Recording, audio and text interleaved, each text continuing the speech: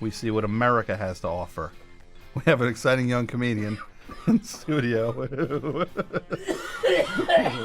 Oh boy. He might not be that young with that wheezing cough. Is that mic on? Can you hit that mic? Can you? Is it? How do I hit it? Let's see. Is it? No. Can you hear me? Let's figure out which one.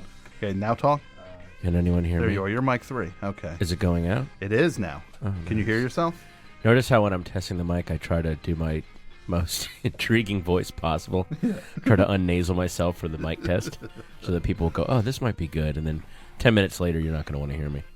No. Everybody's going to want to hear you. Let me check that mic. Can I just get a check on that, please?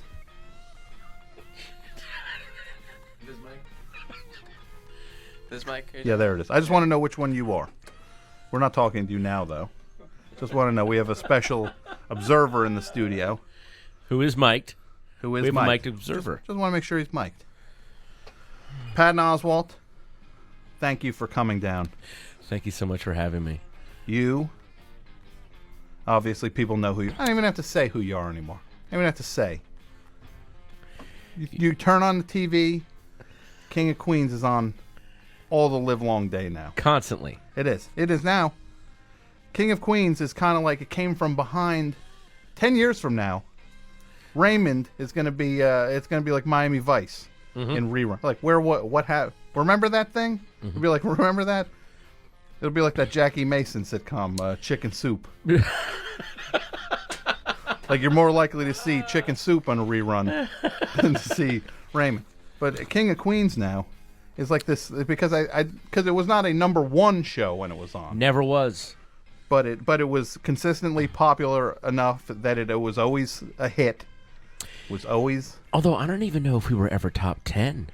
Maybe we were top 10 a couple times, but I think it was always like like top 20. It was just like this guy that he comes to a party and never really hooks up with anyone, but he's nice. Yeah. You know, he brings a 6-pack. We're like, he's okay. You know. Yeah, invite him to the next party. Yeah, and then he ends up just being he's always there.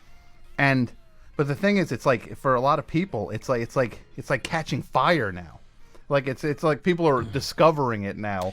Yeah, it is. It's becoming like what show became huge in reruns? I'm trying to think. Like the Brady Bunch did. Maybe it's getting maybe people are enjoying it ironically, but as Well, long as they're watching, that's fine with me. I don't think they're enjoying it ironically. I just think it's one of those things where maybe people did not appreciate that the writing was.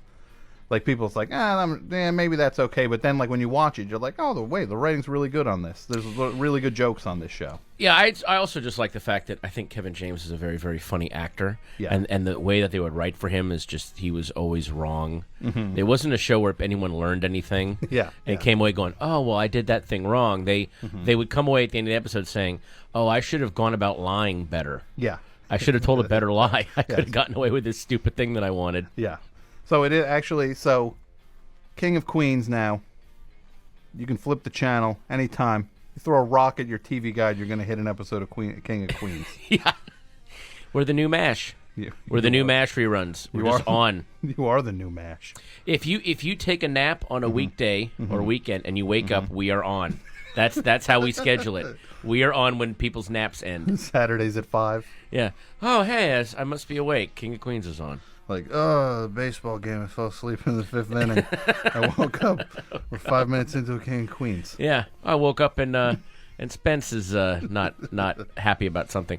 I saw one time there was they do this. You know, on TiVo they'll list the show and they'll give like a brief description of the episode or a movie. You know, like Jaws, a shark harasses people or whatever. And so one of them, shark harasses.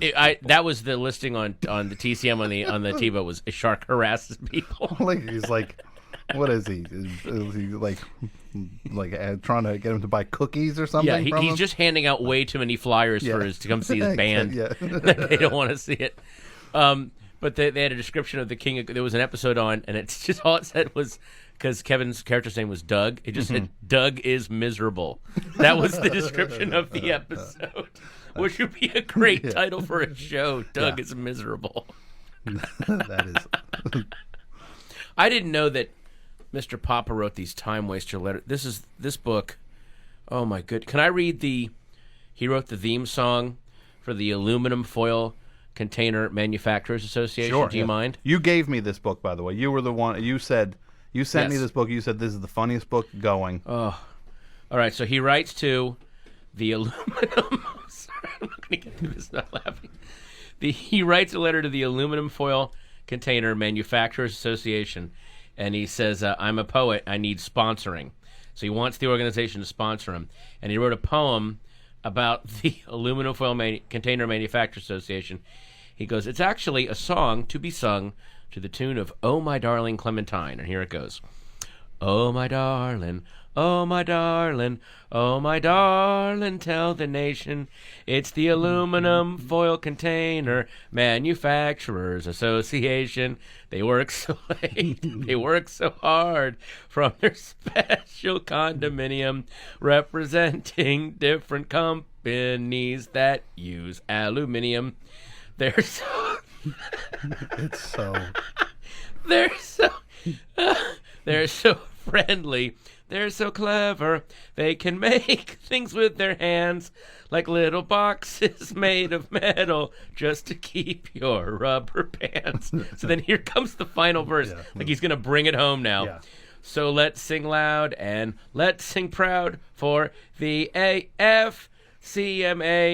Let's hope that they continue. And then he just writes a line of question marks, like if one of you could figure out what the last line is. Yeah. He wants people at the around the office, around the association, to figure out the final line. He wants them to sponsor him because he wrote this stupid song.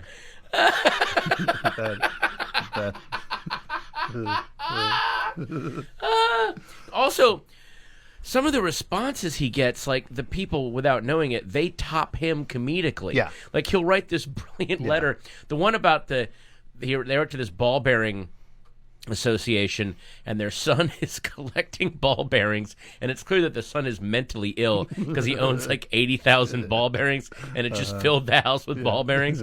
Like, what do we do? And the guy writes back, "There's nothing wrong with collecting ball bearings, and you tell him that we totally are supporting him. Do not make him get rid of the ball bearing." This guy's so having like the worst day of his life. That is the greatest book. Oh God. There's another great one where it's the one where he talks about the mustard from the wasps. Yes. Waspbird. Yeah, waspbird. And he starts, and he just, to me, it's the funniest thing he does in it is the thing that is the funniest thing in any kind of comedy, where you just say like, "Hey, I wrote the like," you're just the presumptuousness where he's like, "Hey, we're going to do the labels for these things in 3 weeks. This is the quote I'd like to put on it from you. I eat waspbird straight from the jar." How about that? It's just like... This is already happening. Yeah, exactly. Just sign on. Just say yes, and that's the quote that goes on this thing. And the guy writes back, your project sounds very interesting. Please do not associate us with it at all." Like it's like a one sentence thing where the guy just instantly wants it as crystal clear that he wants no ties to this. There will be legal ramifications if this is followed up on. So King of Queens. That's just one. This is like, it's like an octopus. It's like these are the tentacles. Yeah. Of the Patton Oswalt. I'm going to say Empire. Okay. Yes. You're the only one that will say it, but okay. Thank you. What was that? What would I call my empire? Like you see these guys, and they build like a media empire. They find like a symbol. Yeah. And a name of the corporation that'll work. Like I don't have like a symbol or a flag. Like there's that show coming out, Kings. Yeah. And they have that weird moth symbol or butterfly, whatever that is, on their flag. Yeah. Like what would be my symbol? Kings. I think that show's going to be huge. Yeah. Yeah. I have a really good feeling about it. NBC, early spring. Yeah. Yeah. It's good. Like their version of one of the, it's almost like people like with these Losts and the things that just tell long stories. This is ours. Yeah, but with Lost, it's one buy, which is it's a bunch of people. They're on an island, and then there's mysteries on the island. Yeah. You're like, okay, this one is okay. What if America had kings? Well, we don't. No, hang on, but there's more. So so you're already on board that there's kings. Yeah. I'm not really. Yeah, exactly. Well, okay, but in the kingdom, what? Like, wait a minute. Yeah. You can't start putting what ifs on top of a what if that I haven't that you don't buy, because it's like, all right, hey, here's the pitch for Lost. It's like You know, everyone's scared of being dropped in the middle of nowhere. It's like a primal fear. Yeah. You're lost. Yeah. Everyone relates to that. Oh, okay. You got me already. I'm hooked. The one word, lost. 4 letters, lost. The idea, what if a plane goes down and you're stuck on an island and you don't know where you are? Oh, that scares me. Not bad. Yeah. Well, here's our thing. You know, America is a democracy. What if it was actually divided up into different kingdoms? And it's like, well, no one has ever, thought. Yeah. Oh, that always scared me. The idea is if America wasn't 50 United States and it was actually divided into, little things where there's a king of Pennsylvania. Like, that, tell me more. You sit bolt upright in bed. Yeah. Oh, God. Yeah. Honey, you okay? Yeah. Look at the map. Yeah, just there's still states, right? Yeah, exactly. Oh, God. It's not it. I had the dream again. Yeah, it's a loose collective of kingdoms. You know, that's why I can't watch that movie, The Prince of Pennsylvania, because what if, I saw that title, I flipped out. Does that mean there's a king? And they are just basing it. And NBC at some point, it's 6 hours of the Today Show, and then at night it's going to be 5.5 hours of talk shows. And there's this little narrow gap where it's 2 hours of new stuff also. Yeah, but don't they have to have at least more than 2 hours of new stuff? Because then where are they going to get people that aren't manning talk shows to be on the 11 hours of talk shows they have to promote stuff? Yeah, exactly. It's going to be hey, exciting. We have coming on the show. We have from the Today Show. It'll be hey, Jimmy Fallon, my first guest is Matt Lauer. It's very exciting, and I'm going to go on your show in the morning. Yeah. Matt, what's happening on the Today Show? Yeah, well, you'll be on in the morning. Exactly. Do you know what you're going to talk about? Well, I'm going to talk about your big encore return tomorrow night. Yeah, they'll just be this weird thing where they're just promoting, and then it'll be the dudes from the poker show that's on at night.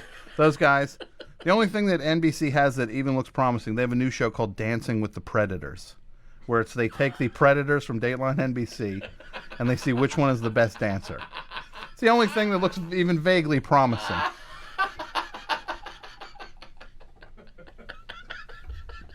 That's great.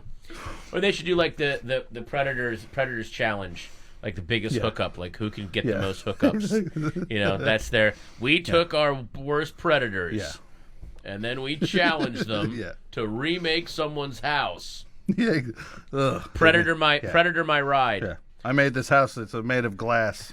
The bedrooms are made of glass that you can see from the outside in, but not from the inside out. And then they just have the biggest loser people on. So you lost a lot of weight. Yep. All right. What was that like? What was that like? Well, the amount of food I used to eat, I don't eat that much now. Exactly. All right. Yeah. I used to eat all that stuff that was fried.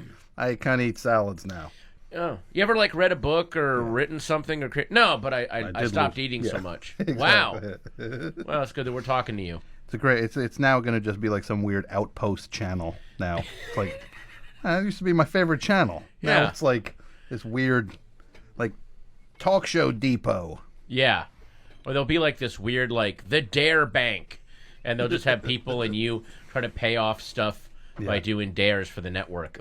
Maybe what if that becomes the new economy? If our economy collapses, the only way you can feed your children is by going to networks, and they're anyone who can eat 50 grubs will pay your rent this month. You're I'll do that. That's how people just pay just their on a off. Really basic low rent scale. It's not even what happened to even VH1 coughs up $100,000 if you make it through one of their shows. Right. Yeah. Exactly. Yeah, it's the whole economy is just going to get run by fourth graders daring each other to do stuff. So now, we were talking about the Empire. Yes. King of Queens. Locked in. Done. The stand-up. Mm-hmm. You are a master of the form. Master of the form. I saw you at Caroline's this past weekend. It was like an explosion of comedy on stage. You detonated. And the other thing, it was all new stuff. I saw you back in June or July. Whatever. You come back this February. You're not up there doing the same stuff again. You're not up there doing Sniglets or whatever your go-to move is. Oh, if I had a Sniglets. Oh, if I had a Sniglets. I'm not throwing him under the bus either, Rich Hall. I could leave all this freeform radio behind. Exactly. Just do stuff from my own satellite. But you had all new stuff. It was really great. I was writing. I'm doing a new special this Saturday in D.C. So knowing once we set the venue and said, well, here's the date. There's nothing that'll make you write like, well, I got to go up in front of cameras and microphones to record this. No, this is being filmed for what? Comedy Central calls this a 360 deal. Okay. Where they film a special. Where they pay $360 for the entire production. It is a 360 deal. You get $360, and then what they say is, you make the best record you want to make. If you want to make a bad one, pocket $355 and spend $5 and record it. Or if you want to do something good, maybe you should. So is it going to be a CD DVD combo pack? Yes, it'll be a combo pack, and that's why. I'm in town. I stayed in town after Caroline, so I'm shooting a lot of stuff, a lot of extra little films. We shot some friends that we know and love today. Young Zach Galifianakis had a very dramatic scene. Paul Tompkins was quite amazing this afternoon. John Glazer, Eugene Merman. We're shooting more stuff tomorrow. It's like a who's who. Yeah, it's a destroy all monsters of all my favorite comedians. Yes. It's like the Justice League of comedy. I think of it as putting together the super posse, like in Butch Cassidy and the Sundance Kid. I've got Lord Baltimore, and I've got the dude in the white boater. Just get them all together. It's like the League of Extraordinary Gentlemen. Yeah. Who would we be in the league? Like, Zach would be Captain Nemo. Yes, he would be. He would be. Paul would be... He might be Alan Quatermain. Yeah, he'd be Alan Quatermain. Yes. Or he could be the Invisible Man also. Whoever's the most elegant. Yes. Yeah. Eugene could be like Mr. Hyde. Yeah. And then Maria Bamford would be Mina Murray. Yes. And then there'd be someone else that the movie studio would force us to add. Like when Warner Brothers, could we add Tom Sawyer and Dorian Gray? They're cool. What if Dorian Gray was really good with guns? I know it's not in the story, but come on. You couldn't kill him. Think of it. Yeah. Hey, what if we put Bugs Bunny in this thing? He's a classic character from the past. Could we add Elwood Blues? Yeah. That he's pretty good. You see how he drives? He'd drive those guys around that car, flip around. Yeah. Come on. So this weekend you will be doing a taping. Taping it this Saturday in D.C. Which is like a homecoming for you, to a degree. It's a homecoming, but I so long ago I gave up on that thing of I know so many friends that are like, man, if I'm successful, I'll go back to my hometown and just crush all these people from high school. Yeah. And you go back, even people that hated you in high school, you see them in 20 years, they're just like, oh, you're on TV, you're doing okay, like, and they're not sad, they're married and happy. Like, there's no vengeance, there's no. If you live for that, you're always going to be so bummed out. Take this seriously.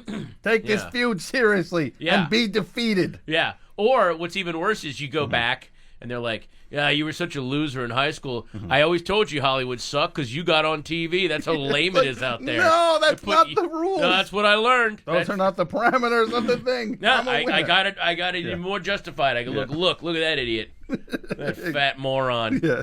Couldn't even play. Dropped out the football team after 3 days. He was crying. So of course he's going to dance around acting like a little sissy.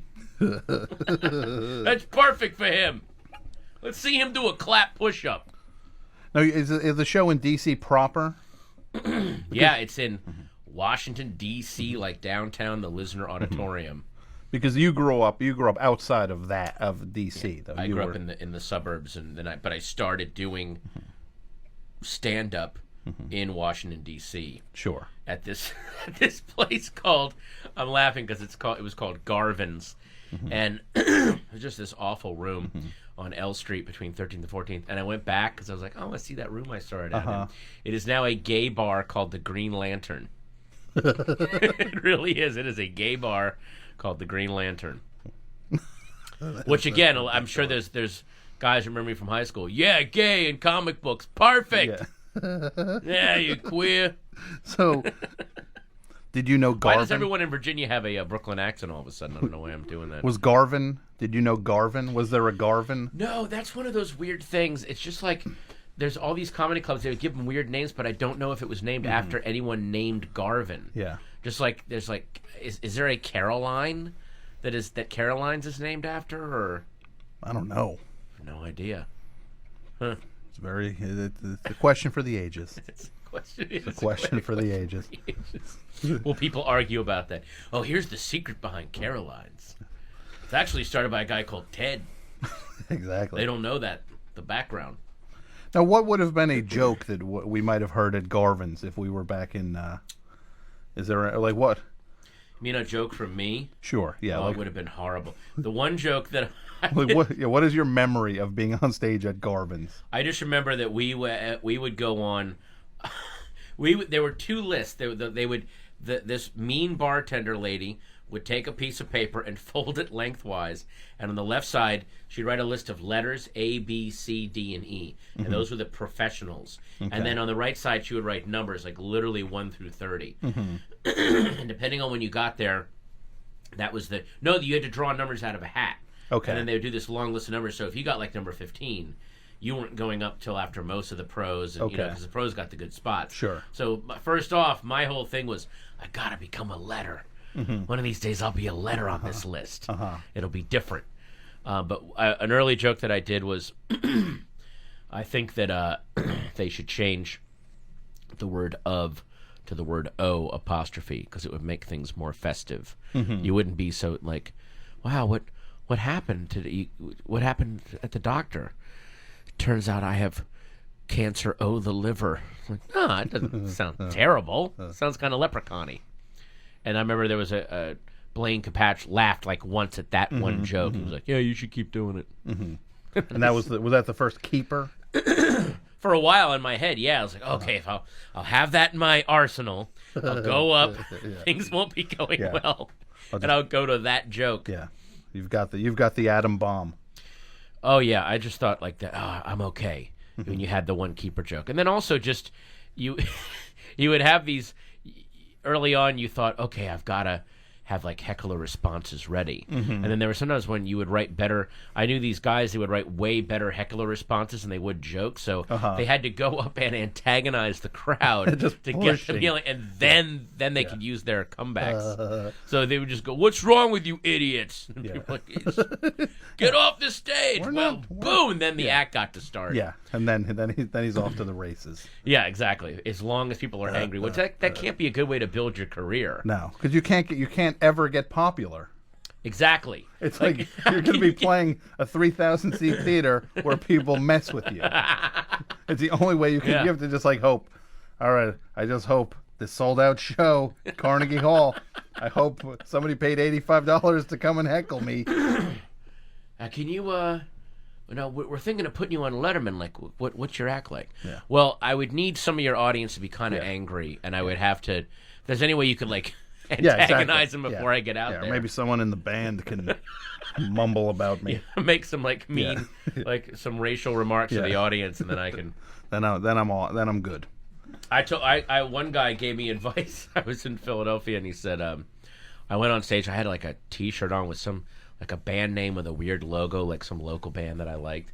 And I came off stage, and he's like, "You can't go up there in some T-shirt with you can't have a complicated logo, because the people are going to spend the whole time puzzling that over, and they're not going to listen to your stuff. You got to get simple." He kept going. You got to have simple designs on your T-shirt. And I was like, if I can't write jokes that are that attract more attention than the beating weird out the T-shirt. Yeah, if I can't beat the calligraphy on my T-shirt, then I probably shouldn't be doing comedy. Yeah. that actually maybe is as an entry level benchmark for some people.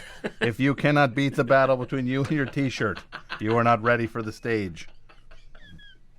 Yeah, there's like a picture of a pinto bean on rocket skates, and he's got two swords, and he's rushing towards like a three-headed unicorn. Yeah. And they're like, that's like Comedy 101. Put this T-shirt on, go on stage, don't reference it, try to get the attention back on you. Yeah.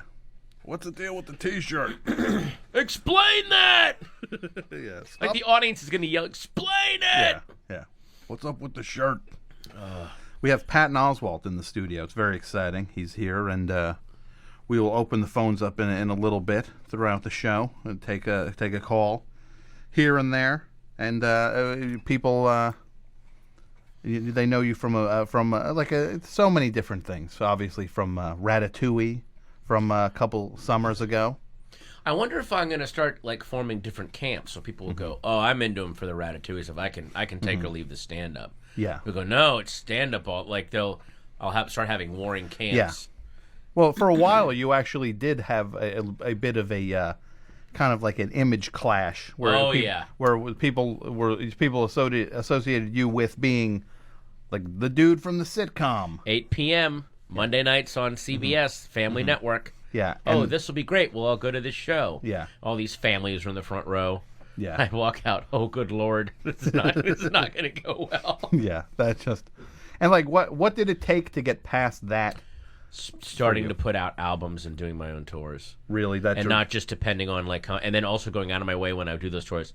You don't mention King of Queens. Let's not use that angle. Yeah, you know. And sometimes the venue will bring the crowd in. You know, but I had to be very, very careful. And I also was there were certain radio shows I would stop going on because they were excited to have me on for King of Queens, but it would bring that kind of crowd out, and it was just really scary. So you're just because you're not. It's not like you're doing that character. Like, hey, I'm out here. It's like, oh, it's Spence. I've had people yell, not even do Spence, do King of Queens. So it's like, do you want me to read an episode of? So we're in the kitchen. Yeah, exactly. And you picture this: Kevin's eating food. Yeah. I'm not even in this one. Yeah, but this is my favorite one though. This is really good. Exactly. This is cool. It's the Super Bowl. I remember. Oh, wait a second. Oh, I just had the story and I just blanked. This is so embarrassing. Let's keep talking. It'll come to me. Sure. I'm so embarrassed. So that really going to make a point, and then I lost it. So you kind of staking claim in doing CDs says that this is who I am. That kind of drew that line where it's like there was kind of no mistaking who people were going, what they were getting. When if you're bringing your kids out, then it's your fault, not mine. Yeah, because there's a pretty clear. There's enough recorded history out there for you to see what you're getting into. Please, I'm trying to make it so clear for you. Is it still weird when you see a kid in the audience, like now? Because when I saw you the other night, they were like, I guess they were just at the right age because they were laughing at everything. But I guess that's on the that's on the parents at that point. Yeah, and I get more weirded out when I see multiple generations, where I see the parents and grandparents and kids, because King of Queens, whether you like it or not, it's one of those the shows the entire family can sit and watch the show. Yeah. So you get a lot of that, like, we like this guy. Yeah. Let's go see this guy from the TV program. And it's like, I don't like this. Oh, this is not. Yeah. I remember. Oh, here's the story I want to tell. I was on Jimmy Kimmel, and I wanted to do a bit where I worked out a thing where I said, I've been doing a lot of work as a big brother, and then I bring out my little brother, and it's this guy Eddie Pepitone, who's this older comedian, really funny guy. Yeah, he's great. He just goes, I just stuck with the Big Brother program because I just like hanging out with guys, and it's just great. Like, he just kind of still with him. And then we shot this whole montage of us out in public doing stuff together. So when I sat there and said, Jimmy says, so what have you been doing lately, Pat? And I go, I've been doing a lot of work with Big Brother program. And the audience just sincerely went, yes, like, all right, that's really sweet. And then in my head I'm like, boy, this is going to get really. And the minute he walked out, they all just arms full. Oh, you tricked us. Yeah. Oh, this is not fair. That's not nice. Yeah, he's not a volunteer. Wait a second. As if now you have just like, all right, I want to apologize for that thing. I will do 100 hours of service with the Big Brothers. Yeah, would that make them feel better? I will now sponsor a little brother out of shame and do it out of spite. Yeah. So is that what you'd rather have? Yes, he will get nothing from me. Yeah, nothing emotionally. Yeah, exactly. I will put in the hours. Yeah, I will be mad at him the whole time. I will have a ticket for him to punch. Exactly. Just mark this off. Say that I did 2 more hours, please. Or you just go to the movies. Let's see, like, Yeah. hey, we go to the movies. We see 3 movies. Yeah, try to go see like Lawrence of Arabia, Gandhi, like really long. Yeah. Let's go see Benjamin Button 4 times. It's a great movie. Great, 12 hours. Mark that off, please. So the stand-up, obviously, you now are at the point, in terms of the writing the material. We had actually talked about this. Ultimately, for you, you have to get out there and do it to write it. Is that? I wish like someone like a Paul F. Tompkins can clearly sit at his. I envy him because he will come in and he's clearly written something out on the computer and it's so elegant and just like he can get all the air out of it, like just writing it, and he comes in and it's this perfect thing. Whereas I have to go up on successive nights and slowly chip out. So people that have seen early versions of my bits were like, yeah, there was a whole other meandering paragraph that I saw before he realized, oh, I can just say one word and get to where I'm going. But it has to come out of my skull. And I wish I could develop that other skill. Yeah. And by the way, when I say I wish I could develop that other skill, I'm saying that like I wish it was a magical thing that would happen and I had it, because I'm clearly not going to put the work in to do it. But you get there how you get there. Yes. And you, how long did it take to come up with this, like the set that you did last weekend? Like was that a year? Was that 9 months? That one was about. It was under a year because the last new stuff I did was for the giveaway CD for WFMU with the added bonus stuff about There Will Be Blood and the KFC bowls. Because I didn't want to do my new album and go, remember that last bit I did? Well, here's another 10 minutes. So once I did that, then it was like, okay, all that's done forever, and I have to work from scratch. Let me just take a call here. Somebody wants to speak to Patton Oswalt, who's in the studio. FMU, you're on the air. Hello, Patton. Oh, for the love of... Oh, God. God, I'm glad I got my wife pregnant last year because it'll never happen again after that. I'm sterile. That was like sonic sterility. Hello, Spike. Hello, how are you? I'm pretty good. How are you? I'm doing just fine. Mm-hmm. You sound out of breath. Did you just climb some stairs? I always sound out of breath. Oh, God. Now you see what it's like. Yeah, I know. It's different when you're listening on the radio to this. So when he's talking right to you, it's different. It is a little different. This is what Judy Garland's wipers had to hear every day of their lives at the end when they came in to clean her up. Ew. That's sick. Yeah, it is. What's that like when Spike, even I know. Spike, dismisses you as being sick? I got it. It's nice. I feel good. I feel like I accomplished something. Spike, what are you doing tonight on this freezing Tuesday night? I'm just listening to the show. Mm-hmm. You know? Yeah. And I should be part of the package for the marathon. Tom? No. Over to you, Tom. Nope. Nope. What do you mean, no? What do you think I mean? You don't understand the word no? It's 2 letters. I'm part of the show's fabric. Ugh. Part of the show's fabric. That's right. I can't even think of anything funny to say to that except to say what you said back. Part of the show's fabric. You won that award last week. Were you drinking something? What are you drinking? Oh, the usual. What am I, your bartender? I don't know what the usual is. What are you drinking? Orange juice. I don't drink alcohol. I didn't say you were drinking alcohol. So what kind of orange juice? Tropicana. The good kind. Oh, the good stuff. Mm-hmm. Not from concentrate? That's right. Pulp or no pulp? No pulp. Vitamins, the one with the calcium? Yeah. Yeah. Oh, you're set. Yeah. You're supercharged. We need you strong. Yeah. Of course. Healthy. Of course.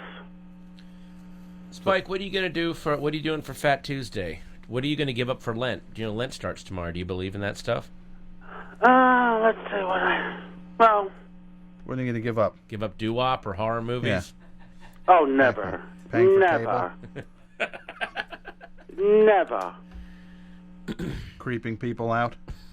Can you give that up No. for Lent? 40 days No. without creeping 40 people out. days without creeping people out. Wow. Impossible.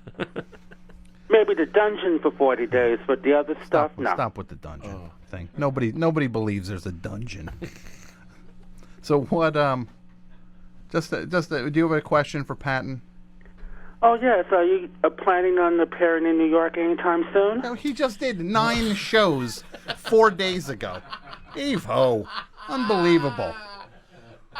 That's the craziest thing I ever heard. He said he was listening to the show. Yeah, we just talked for a half hour about how you did.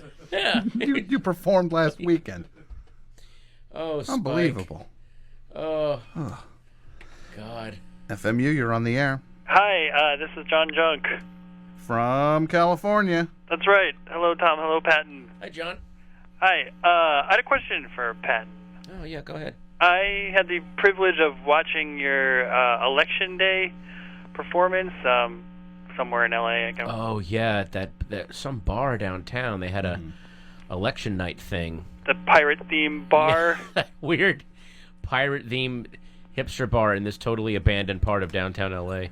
Yeah, but it was a great performance. I had a question about that performance. I didn't want you to give up trade secrets or anything, but I was curious as if you had, like, I guess I was assuming, well, I was just really worried irrationally maybe that, McCain was going to win, but I thought this would be the best, like, way to, I don't know, grieve would be with people like Patton Oswalt. But had you anything prepared, or were you just, like, watching the news, and did you just go up there and talk about it? Or Yeah, I was just watching the news all night till the very last minute that I had to get in the car, and so I had nothing. When it looked like when they called Virginia for Obama, I kind of thought it was done. So I was just so happy at that point. Right. I just had some scotch and enjoyed myself, and then just went downtown and just went on stage and started spewing like I did. I was so happy. I was so happy, and I was just happy that I did a funny show when I'm in it, when everyone's just that happy. Nobody was complaining about anything. Yeah. It was just people, like, it was really weird to see a show where it's a crowd of excited, happy people, and then the performers going up even more excited, going, are you as happy as I am? Because I just want to check. And they're like, yes! Like that. I forgot that, that can be a show. It's people getting together and just being so happy about something. Are you anything else, John? No, that's it. Thank you, John, and I love you. Love Tom can only take so much joy. Exactly. He has to. It's like he was literally like he was losing power in front of me. Exactly. Like like in the Blade movies. I'm like it like hurts me. It's like Whistler. I'm like, it's like hate is like, for me, when Chris Christopherson's like, use this, and then those Blade movies. Well, Blade apparently was getting all his power from his sunglasses. When that is true. he would throw the sunglasses down from some sort of balcony, and then Blade would grab them and be like, yeah, his powers came from sunglasses and rave music. Yeah. You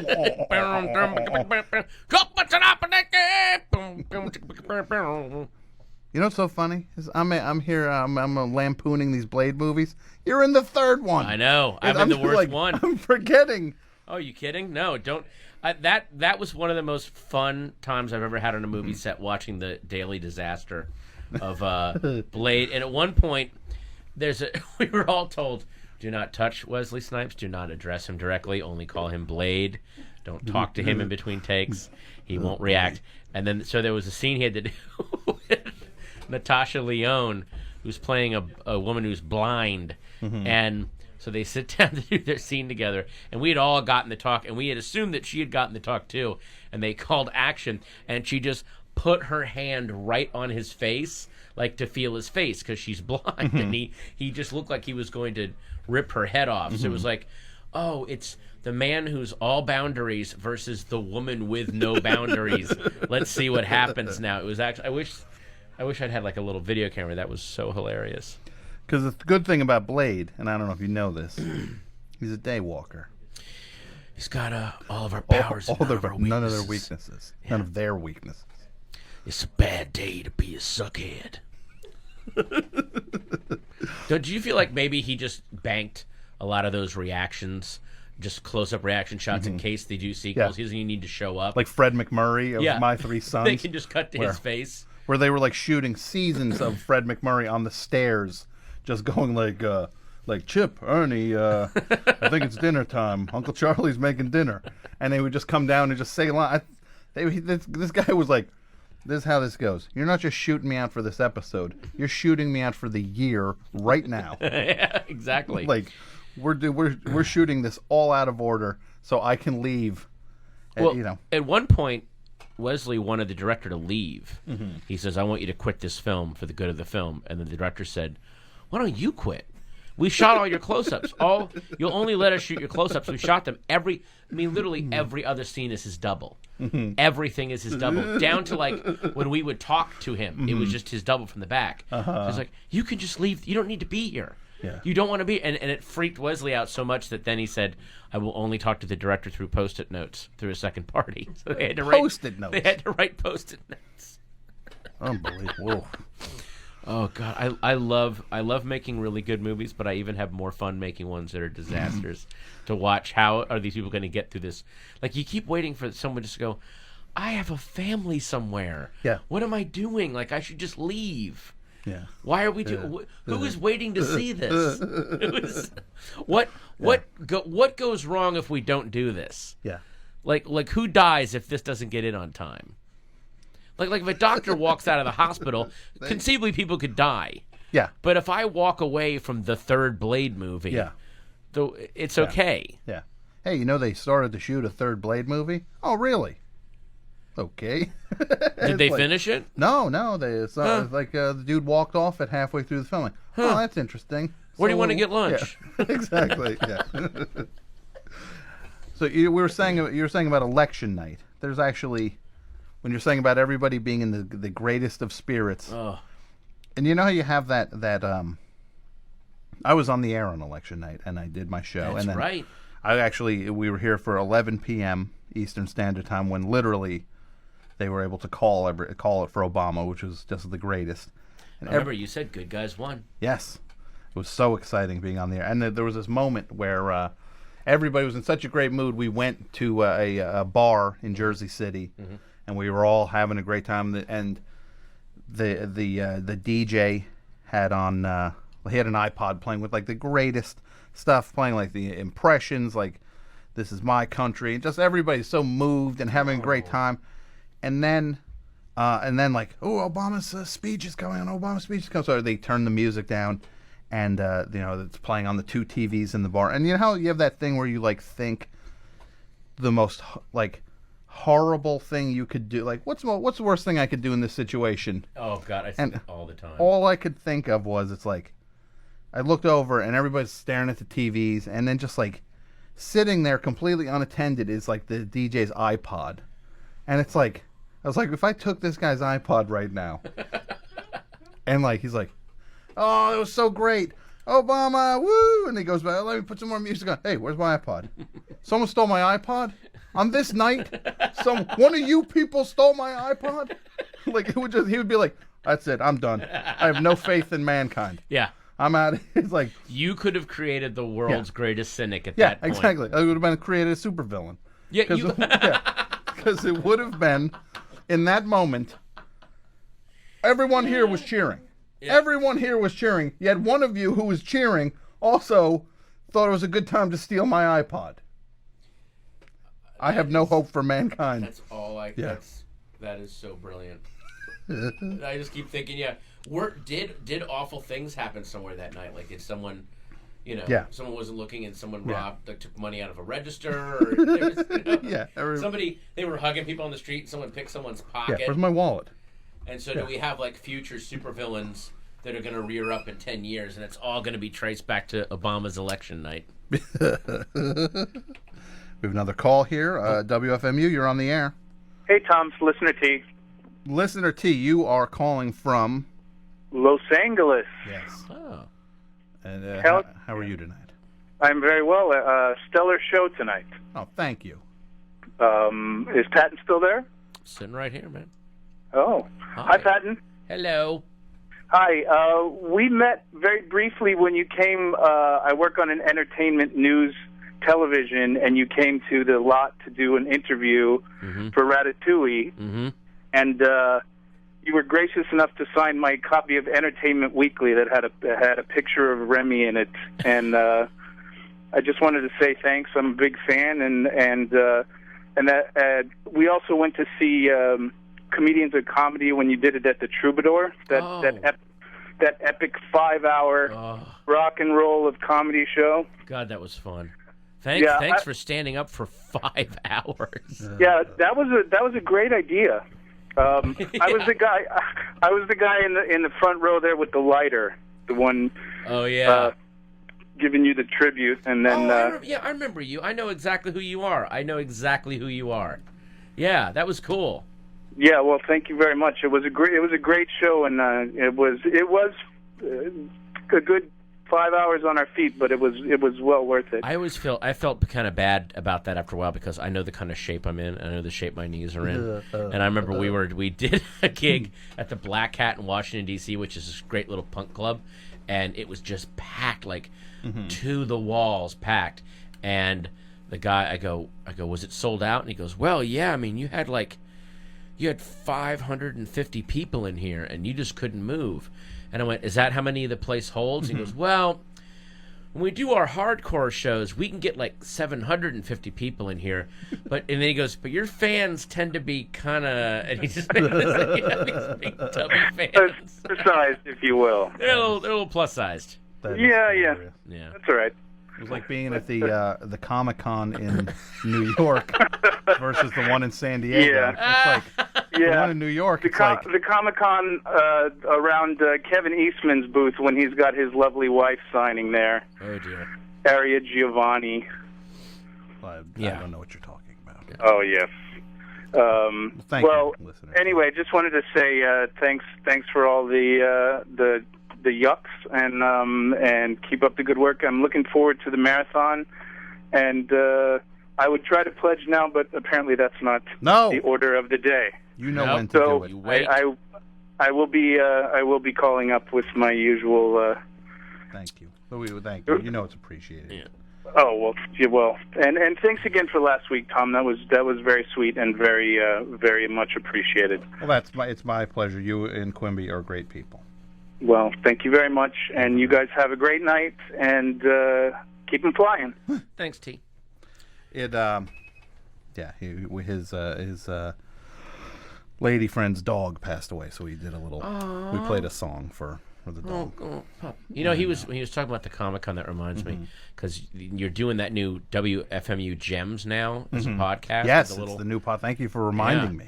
And so you played that great one about Club Pizzazz, where he just books a Christian breakfast and then the Legends of Porn, half an hour towards. It reminds me, Comic-Con is a lot like that, where they'll have, it's all just booths slapped together, and some booths, they'll have some weird half-naked chick, really inappropriately dressed, next to, the Walt Kelly Pogo booth, exactly. And there's just kids wandering around, and I think they need to maybe have some adult areas. Yeah, or something. They might need to. Let's start looking at the big picture when we schedule this stuff. Although they probably are also you know what, we really need to space these certain things out here, because otherwise it's going to turn into Smut Alley. Oh yeah. This place, the room will literally go and tilt the guys with the Gasoline Alley panels. It's everything's sliding. It's like the Poseidon Adventure. Everything's just sliding across. But I love the booths where it's stuff that's barely tangentially connected to comic books, a woman selling crystals, but some of the pendants have a dragon on them. Exactly. So that's her justification. But you could also know she's just a craft fair. It's all the same to her. There's dragons in comic books, right? Not really. No. Not many dragons in comic books. But then she's next to a dude selling weird survival knives. Yeah. And then they're next to an actual legendary artist. Exactly. Yeah. They're sitting next to you got Will Eisner in his last years looking over at some guy with swords. Right. He's got to deal with some dumb hippie lady going, are you going to be at the Sarasota Craft Fair next weekend? No. Yeah. Are you sure? Your drawings seem to be very popular. Yeah. People love portraits. Hey, old man, keep an eye on my booth.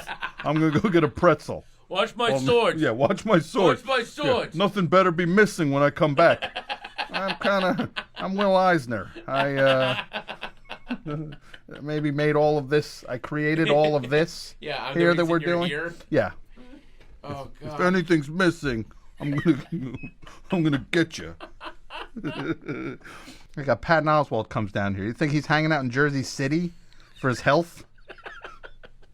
Actually, there is a Sulphur Spring. Oh, well, so next literally door that you are here for your health. My doctor told me to come out here because my right lung collapsed. So, but I love doing this show. So, okay, well maybe that example doesn't track. Yeah, sorry about that. I probably shouldn't have said that. So. And we do have Patton Oswalt in the studio, and the phone number is 201-536-9368. It's a little harder to get through tonight because we are doing the show from the submarine on the 4th floor, and there are not as many phone lines there. But please, if you want to, if you have a question, keep trying, and hopefully you can get through. Now, you also have you also had a movie that was in at Sundance this past January. Yes, it's called Big Fan. Big Fan, or as I call it, Fatsy Driver, which the director is forever angry at me for calling it that in the press.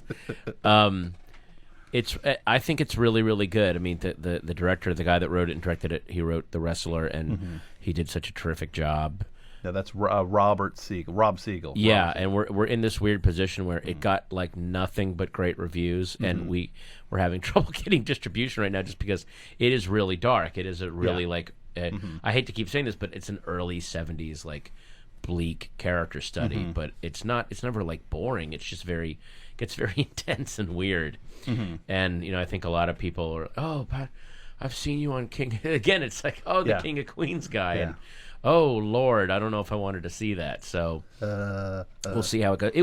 It was so weird to be at Sundance and see that, there's like, I guess, art films, everything. There's also just weird exploitation films there, just trying to get distribution. And there's weird like big studio orphaned movies that aren't really going to get a big release. But they try to get them to go to Sundance to get some attention. Just some weird Ewan McGregor movie that no one. But and then there's people that are there and you don't know why they're there. Like Paris Hilton was hanging out, and what's his name, Macaulay Culkin was there. Yeah. With his little brother. I think his little brother might have been in a movie. Okay. But then it's like Macaulay Culkin wandering around, and then people are just descending on him to get autographs and pictures. And I heard that Toxie is missing. I heard he wandered off the path, and they found him frozen underneath 18 feet of snow. There's some guy in a Toxic Avenger costume frozen in a drift. Yeah, like Jack Nicholson at the end of The Shining, just trapped in a maze somewhere. They find the Toxie from 3 years ago. Like, what if they just keep finding like trauma characters frozen? There was a Trauma Fest, and I saw Toxie walking up Main Street or something, and he just looked so miserable because he's in a Toxie outfit, but he's got to have his big bare arms, so he's freezing. He's just out there turning blue. And trying to push a movie that was okay. I get it. It was a goofy movie that came out a while ago. Okay, fine. It came out 31 years ago. And it's like, is that good heavens? What's frozen under this block of ice? I think it's Detective Kabuki Man. It's Tromeo, but where's Juliet? Where are they? But just like dressing up like that character from a 30-year-old movie is so. Yeah, and then meanwhile it's like, hey, we kind of got I got my good film over here that's really good. You want it's like a piece of work of art. Although, for all I know, what if the guy in the Toxie costume is going to be the next Spielberg, and years later he'll go, my first job was walking around. I was walking around dressed as the Toxic Avenger. Yeah.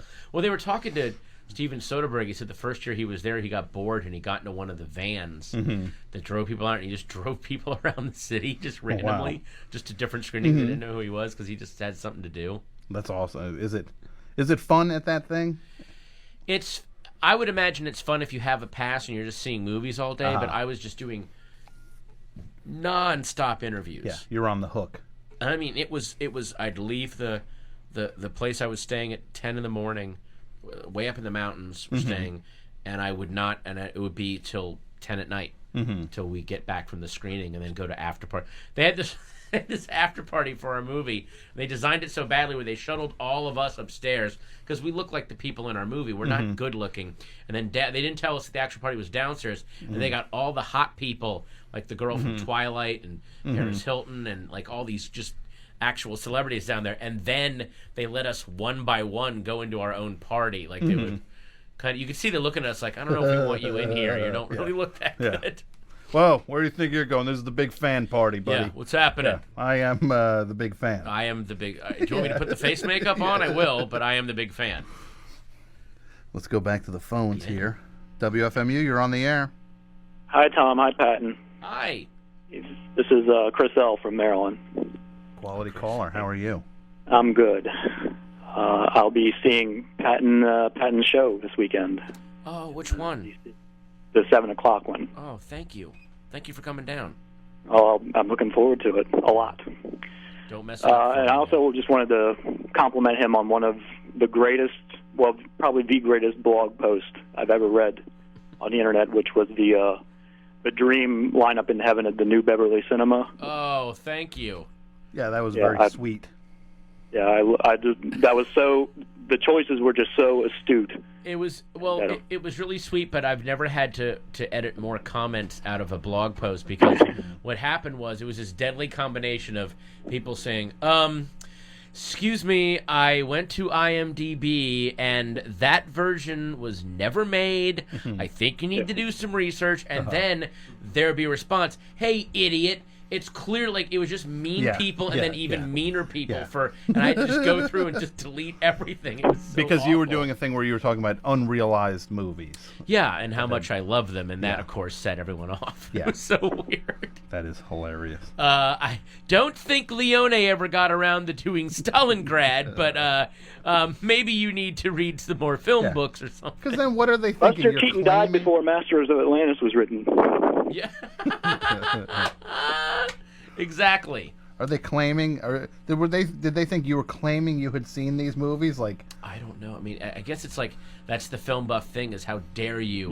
Bring up a movie that I haven't seen. These people are as weird as the day is long. Thank you, Chris. I'll see you Saturday. Thanks. Bring your smoke bombs. Yeah.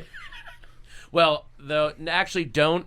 That's going to get away in the way of the flash pots that I have on stage. I'll be coming out when the flash pots go off. You know the comedy's about to start. That's kind of like the get ready to laugh thing. When you're kind of shaken by the explosions, that means there's going to be some subtle wordplay coming your way. When you're blinking away tears from the shockwave, then here comes. Get ready to pay attention to words. God, I was getting ready for these shows. I was doing the Irvine Improv, and I got there early, like to see the show start, and I'd forgotten how loud they blast the music when the show is about to start. They play that theme from Kill Bill, that and it's gonna be me walking up there. Like, don't play the badass hitman song that I'm supposed to be walking up in slow motion, fit as a fiddle and dressed good, and I'm schlumping up there with my notebook, and it's just so loud, and they're come on over, just like screaming at people, and then are you people ready to laugh? And of course everyone. It's like, yeah. Oh, that's not good enough. Come. Please. It's Monday night. Yeah. It's 8:30. We just want to watch the show. I don't want to scream. We would just want to hear this guy talk. FMU, you're on the air. Hi, Tom. Who's this? This is Dan from Ottawa. Dan from Ottawa. How are you? I'm doing great. What can I do for you there?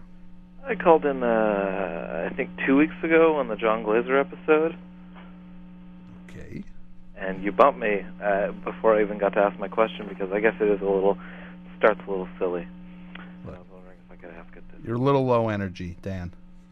Can we pick it up? Sure. How about somewhere in here? Let's just give me the question. Let's hear the question. All right. So it starts a little silly. So it's if you were Dracula or... Okay. FMU, you're on the air. Could I redo Glazier's response? Yeah. I would bite so many necks. Thanks, That was- Google. that Sorry, was the that I almost drove off the road listening to that. I had it on my iPod. That was a lot of fun. FMU, you're on the air. Hi. Hi. Tom. Who's this? And Hi. this is Dylan. I'm from Annapolis, Maryland. Oh, hi, Dylan. Hi. How you guys doing tonight? Doing okay? Great show. I'm very suspicious of this call, but You why? sound like you're suppressing some laughter, but let's hear it. No, I'm nervous. Okay, look, Dylan, relax. Okay. You're amongst friends. Cool. I just Okay. wanted to call and tell Patton that I'll be attending his performance on Saturday night in D.C. I'm really looking forward to it. I'm looking forward. Are you going to the 7 or the 10? I believe I'm going to the 10. Yep. Oh, good. Yeah, I'll be doing some bonus stuff on that show for a little Oh, really? bonus Awesome. EP that I am cutting. I hope you like it. Cool. I'm sure it'll be great. Oh, You're thanks. gonna go. You're gonna go crazy.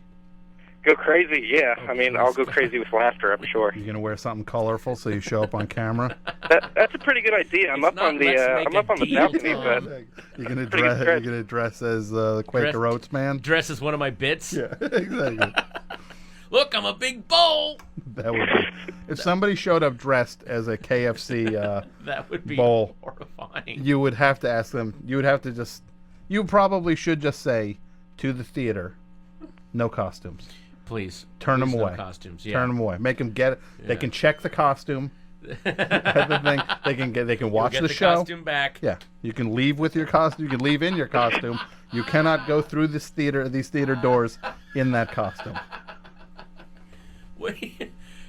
Where's Annapolis in relation to Baltimore again? I always get that wrong. it's a little bit south, about 10 minutes, really close. Oh, okay. That I lived in Arbutus for a couple months. Is that right? Yeah, I shared a house with a comedian named Mark Voice, and I remember we lived over this old woman, and I came home one night. I'd done a gig, and he'd always write like joke ideas on scraps of paper, and I walked in late one night, and he was already asleep, but I just saw a scrap of paper in an ashtray, and it just said, "What are old people cooking that stinks so much?" Like that was going to be the premise of a bit. Somebody's holding up. Somebody's put something on the chat here, saying that I'll be holding up a sign with the symbol from the show Kings. That was so. Thanks, Dylan. Worst viral marketing ever. Exactly. We'll get into this thing. The show will be so far off the air. Yeah, by the time this thing gets released. We're gonna start the revival, man. Yeah. What if it's literally like bring back Kings? Like you do it in February, knowing full well the show's going to be canceled, and you're already starting the campaign to revive it. That'd be the funniest thing ever. FMU, you're on the air. Hello, Tom. Yes. How do you do? I'm doing all right. To whom am I speaking? This is Brian in Ventura. How are things in Ventura tonight? Things are great. It's very beautiful. It's very temperate. Okay. And I wanted to say thank you for taking my call. Oh, yeah, you're welcome. Sure. Do you have a question for Patton? Kinda. I love the both of you guys. What's that? You're great. I said I love the both of you guys. Oh, you're sweet to say that. Thanks, man. You bet. It's been you've had a lot of great guests on tonight, and I wanted to continue the Parade of Stars. So you're a star? You're a star? Is that what you're saying? Well, I'm the recipient of an award the ceremony took place on Sunday, and it's kind of prestigious. Okay, what is it? You won an Oscar? No. What? I won a Maverick. What's a Maverick? It's a local independent music award. I live in Ventura County, and did you win an award for pacing when you're talking, gone. or? Yeah, he's gone. He's long gone. Okay. Don't worry. Sorry. We'll never go there again. Wow. Don't worry. He can't get you. Okay. It's like I it's won like, an award. What was that?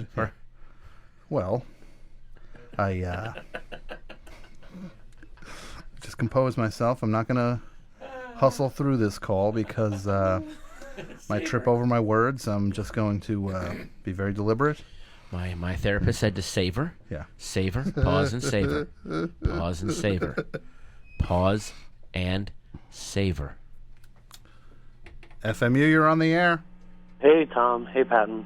It's Alvaro and Glen Mills. This is a quality caller. How are you, hi. Alvaro? I'm doing great. It's an awesome show tonight, Tom. Oh, thank you. None of it's me. None of it's me. It's all the guests. Some of it's you, Tom. Come on, Tom. We're the fuse that drives the little spark, bit of it's or me. whatever that is. A little bit of it's me. Yeah. At least a little bit. Thank you, Alvaro. Uh-huh. So, I actually called with a couple questions. Just 2 of them. They're short. Sure. Patton, any comic suggestions? Right now? Yeah. There's so much good stuff out there. The one that I'm really enjoying is one called Proof, which is by, I think, Dynamite Publishing, but basically it's all the cryptozoological creatures, and they find out that some of them are real, and it's you'd think it's going to be like a Hellboy kind of thing, but it's not. It's kind of this sad, they just want to live normal lives, but there's only one of each of them, and it's kind of beautiful. Okay. It's called Proof. I think there's a trade paperback. I'd highly recommend it. All right. And the other one was any chance of any iteration of new comedians of comedy? Yes, I'll answer. Let me feel this one. Oh, go ahead. Yes, absolutely. What? Clear your summer schedule, because Patton is working on the biggest and most elaborate Comedians of Comedy tour you have ever seen yet. If you're in a tertiary market, get ready. They're coming to your town, too. All right. Look out, Nome. The Comedians of Comedy are coming. It's all of them. Every date. Patton. Every no single one one? takes it. This is the theme of this one. Comedians of Comedy. No one takes the night off. Patton, Zach, Brian, Maria, Eugene, John Mulaney, Howard Feller. He's joining the tour this time. Dudley Moore Jr. and then an entire improv troupe. It's going to be on a school bus. Yeah. The Boo Getters. We've hooked up with the Boo Getters. There's 11 of them. Yeah. And all I'm saying is if you live in Yellowknife, Alaska, you're going to be very happy. Very, very happy. Right. I'll have to get a ticket. In all seriousness, the answer is probably... no. No. Sorry. No. Yeah. All right. Sorry. You missed it. That's okay. Did I you ever saw see, the show. You saw the DVD. comedian. You saw it? Yeah. Where'd you see it? see It was on TV. Oh, you saw it on TV? That's why they filmed all this stuff. There you Yeah, go. it was awesome. It was great. That's fantastic. All right. Well, I'll let you get to the next call. Well, thank you, Alvaro. Thank you very much, guys. Very generous. Thanks, Alvaro. Told you he was a quality caller. Wow. Yeah. That guy's cool. That's the beauty of this Comedians of Comedy thing now, is that everybody pretty much got what you had hoped they would get from it. Mm-hmm. That everybody now can go and do their own thing and sell out and kill with that. Each of us is our own tour. We don't have to Yes. pile into a van for 2 weeks. Exactly. Get on each other's nerves. You ever think about franchising it out? Just get some, just really run the product, run the brand name down into the tank. Just highest bidder gets it. I don't know if you like my comedy. I don't care. Yeah. What's the biggest number? There you go. What will you put down? I'm a big believer in things having value because they only exist for a short time and then they're gone. And I just don't understand the multiple... Oh, we're going to re-release The Big Lebowski again on DVD with even more features. I mean, I love that movie. Are you serious? It's coming out. I'm sure they're going to do another edition. Let me just go to Amazon real quick. I think you got to get pre-order it. Because you only have the long box and the bowling ball, right? I only have I have the one with the bowling ball. Uh-huh. I have the long box. Yeah. Oh, they have the David Huddleston skull version. Okay. It is shaped like David Huddleston's skull, and they put the DVD in there. I heard there's a new version of Big Lebowski coming out that comes with a copy of Army of Darkness in it. It's like the ultimate thing. It's like it's big. There's not even a copy of Big Lebowski in it. I heard that Criterion is putting out their 20 DVD box set, 15 years of Army of Darkness, with commentary by Scorsese, and there's essays. Yeah. It's just from collectors. Yeah. Sam Raimi's like, what? Another commentary on this thing? I've talked more about this thing than I did. I spent more time talking about this thing than I did filming it. Yeah, but they have a new feature where he takes breaths in between the old commentary. He injects new insights, that you didn't know. Yeah, that is. Seriously. She was mean. It was hot that day. People need to get past this Army of Darkness thing. This is literally what makes America seem like the enemy to other countries. Like, they have how many versions of Army of Darkness? I mean, it's good. Yeah. But it's not that good. It's not 15 versions. Yeah. There's not 15 versions of Casablanca, for God's sakes. That is... How many Casablanca discs have there been? Like 2? Yeah, 2. I think there was one that was probably taken off of a TV thing, like a kinescope, and then a good clean one. Yeah. And that's it. There you go. FMU, you're on the air. Good evening, Tom. Good evening, Patton. Thanks for having me. How you doing? Hi, Guy. Doing good. Good. Tom, I'm really excited about the premium this year. It sounds like you did a killer job putting everything together. This is the best premium I've ever done. I've been working so hard on it. Oh, it sounds like it. I can't wait to get that eventually. You will. Excellent. You'll get it, right? I will get it for sure. Good. What's your name, I'll be young pledging man? next week. This is Putch in Cahokia. Who? What? Putch in Cahokia, Illinois. Okay, what is your name? Putchin? Putch. Putch. And I am in Cahokia. Oh, excuse me. I'm sorry, I didn't realize. P-U-T-C-H? Correct. That's a nickname, right? That's my nickname, yeah. My real Pete. name's Preston, but no one calls me that. Where did Putch come from? My brother and I, when we were young, we kind of combined like our hero nicknames. Mm-hmm. What? Your what nicknames? Like we had heroes. Like mine was, Starsky and Hutch. Okay, so you were Preston Hutch. Right, and it got shortened to Putch. But he was Batman because that was his favorite guy. Mm-hmm. But how did you did it just become Batum? Or how do you No, we didn't shorten it for him. Oh, you just left Okay. He was just Batman. Mm-hmm. Okay. But Hard childhood, right? Hard. Sorry. A lot of swirlies. I didn't get a lot of swirlies. In fact, people kind of gave me a questioning look when I say my name's Putch, and kind of leave it at that. I didn't get too many questions about it. All right, look, Putch. What can I do for you? Well, I wanted to tell Patton that his impression of Daniel Plainview doing Milkshake on last year's premium. Unbelievable. It's like one of the funniest things I've ever heard. Absolutely. Well, I was the only one that thought to do an impersonation of him, so I was glad that got on a CD. Sometimes it's weird how the comedy community will just drop the ball on things. Right. And it's weird. It's kind of lonely being the guy out there, but I don't mind. I wouldn't have it any other way. Oh, that was genius. And I was wondering if you ever thought of releasing like a full length of that or an EP of Kellis songs done by Daniel Plainview. No, you know what, Putch? I have never had or thought even remotely like that. Exactly. Okay.